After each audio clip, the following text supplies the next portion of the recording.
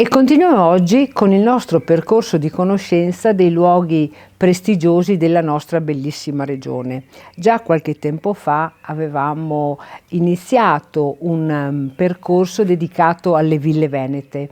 Avevamo infatti conosciuto Villa Badoera Fratta. Oggi invece vogliamo conoscere al meglio Villa Poiana, appunto in quel di Poiana Maggiore.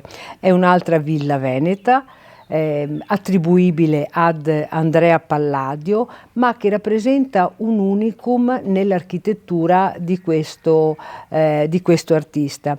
Infatti la villa non è, a differenza di altre, lo sfarzo o l'elogio dello sfarzo e l'elogio della bellezza, quanto è una villa nata come una architettura funzionale all'azienda agricola.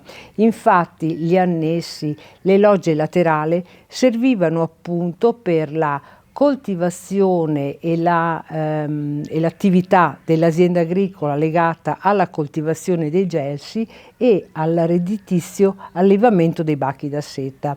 Ma la villa richiama soprattutto le antiche strutture termali e nota e fa trasparire la tradizione militare, quella stessa tradizione militare che il committente Ludovico Poiana aveva lui e aveva la sua famiglia, tant'è che la tradizione militare si ritrova all'interno esplorando i dipinti che decantano scene degli imperatori romani e scene di guerra.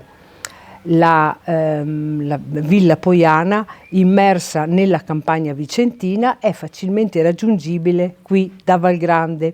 Infatti merita una visita per approfondire quindi la conoscenza di un territorio che è prestigioso ed invitante. Voi conoscevate le caratteristiche di questa particolare villa veneta? Se sì, vi invito a scriverlo nei commenti qui sotto.